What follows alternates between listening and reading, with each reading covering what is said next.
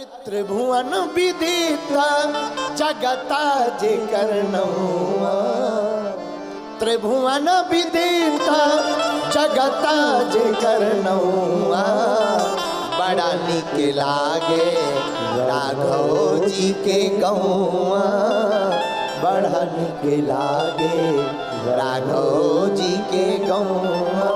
राम जी का गांव अवधपुरी, अवधपुरी बड़ी प्रिय क्यों?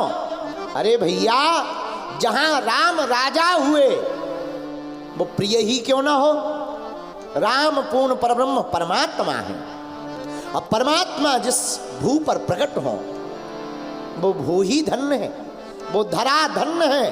और अवधपुरी तो धाम है, सप्तपुरियों में एक पुरी है अयोध्यापुरी। और अयोध्यापुरी जहां की गलियन गलियन में श्री राम जी डोले हैं, गलियन गलियन में नहीं डोले, कण कण में ब्रह्म का वास है। लेकिन अयोध्या तो प्रभु श्री राम जी का घर है, निवास है। भैया, निवास में प्रभु श्री राम जी राजा है, सम्राट। एक बात बोले, राजा बहुत हुए, बड़े बड़े राजा हुए, बड़े बड़े उनके नाम हुए, इतने बड़े बड़े राजा हुए कि पूछो मत। लेकिन जब भी राज्य की चर्चा आती है तो राम राज्य की ही चर्चा आती है। क्यों? राम राज्य ही एक ऐसा राज्य हुआ जो सबका कल्याण करता है। राम राज्य ही केवल एक ऐसा राज्य है जिसमें जातिवाद मिट सकता है। राम राज्य ही केवल एक ऐसा राज्य स्थापना है जिसमें पूरे भारत का कल्याण नहीं, पूरे विश्व का मंगल हो सकता है। बोलो जय श्री राम। जय श्री राम। नहीं दरिद्र को दुखी ना दीना, नहीं को अबुध ना लक्षण हीना। राम जी के राज में चौपाई कहती है राम राज की, नहीं दरिद्र को दुखी ना दीना। कोई दरिद्र नहीं, धनवंता है सब, धनवान। कैसे? एक बार श्री जानकी जी का विचार हुआ कि चलो हम अयोध्या घूम लें। राम जी ने कहा रथ पर चलो, पैदल कहाँ जाओगे? रथ बनाया, मंगवाया, रथ पर श्री जानकी जी प्रभु श्री राम विराजमान भय। अयोध्या वालों को पता लगा, सब पुष्पमाला लेकर के द्वार द्वार पर खड़े हो गए। राम जी मुस्कुराते हुए सबकी तरफ देखते जा रहे। अच्छा, राम जी, हमारे रघुनाथ जी प्रभु श्री राम की एक आदत, जिसकी तरफ देखें उसे लगे सरकार हमारी ही तरफ देख रहे, हमारे ही है। राम जी सबकी तरफ देखते हुए, निगाह डालते हुए चले जा रहे। आहा हा। तब तक श्री जानकी जी की नजर फटे हुए कपड़ों में एक स्त्री पर पड़ी। तुरंत रथ को रोक दिया, रोको। अपने मंत्रियों को कहा जाओ, जाकर देखो ये कौन है। आहा। स्त्री पास आई, जानकी माता रथ से नीचे उतरी, परिचय पूछा, कौन हो आप? उसने अपना पूरा परिचय बताया, मैं ब्राह्मणी हूं, हमारे पति देव घर पर हैं, बड़े आलसी हैं, कुछ करते नहीं हैं, हम ही अपनी व्यवस्थाएं खुद करते हैं, तो सुता भिक्षा याटन करके भोजन चलाते हैं। तो श्री जानकी जी ने मुस्कुराकर कहा, आपके आभूषण कहाँ गए? महारानी, आप तो साक्षात देवी हो, आप सब जानती, हमारे पास कोई भी आभूषण घर पर नहीं है।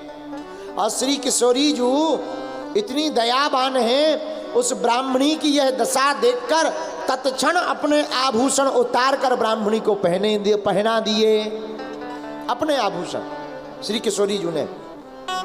और अपने आभूषण नहीं पहना है, जैसे ही रघुनाथ जी के पास आकर के पूरी वार्ता बताई तो दूसरे दिन सभा में यह घोषणा करवा दी कि इस राम राज्य में रहने वाले जितने भी लोग हैं जिन माताओं के आभूषण ना हो वह राम राज्य के खजाने से जाकर के, राजा के खजाने से जाकर के आभूषण प्राप्त कर ले, पर राम राज्य में रहने वाली कोई भी स्त्री बिना आभूषणों के नहीं रहेगी।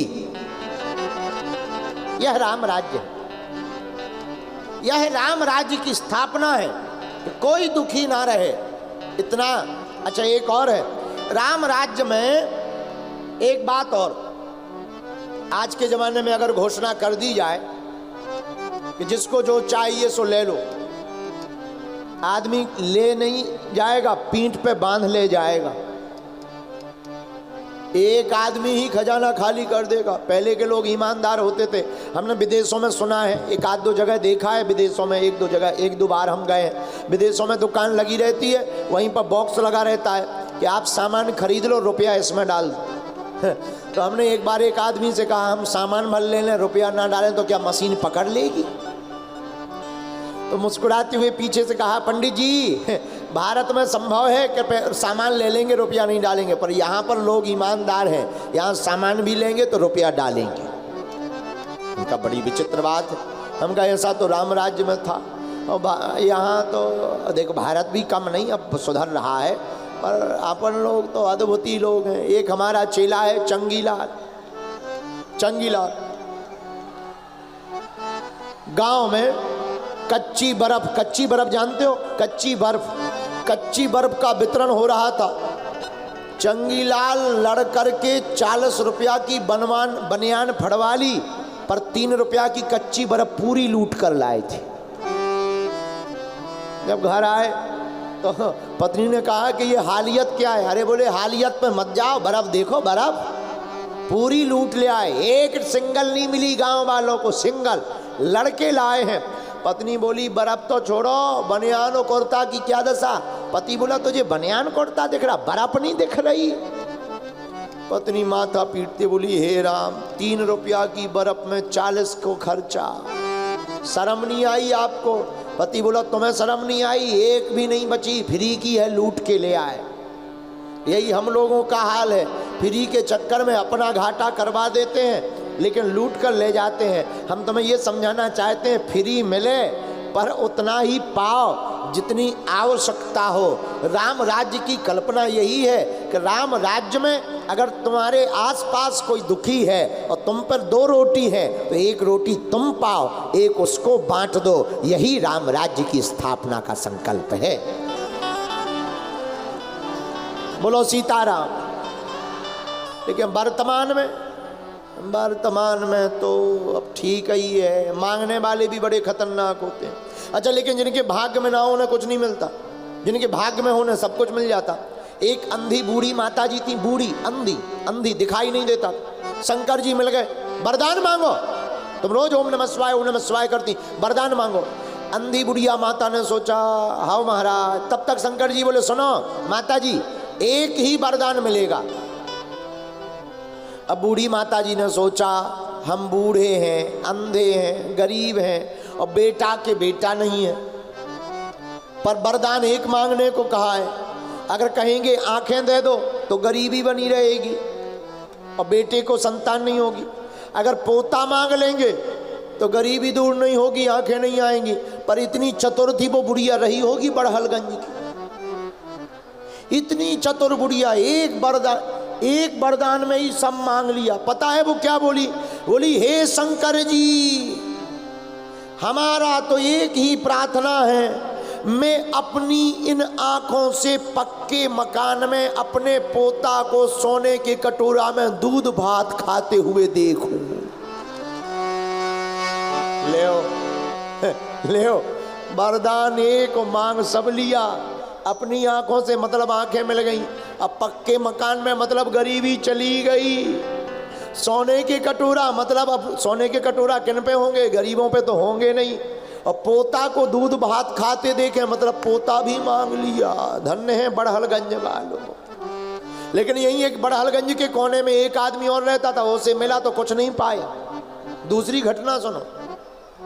बाप, बेटा और पत्नी तीनों ने शंकर जी की तपस्या की। शंकर जी प्रकट भय, वरदान मांगो।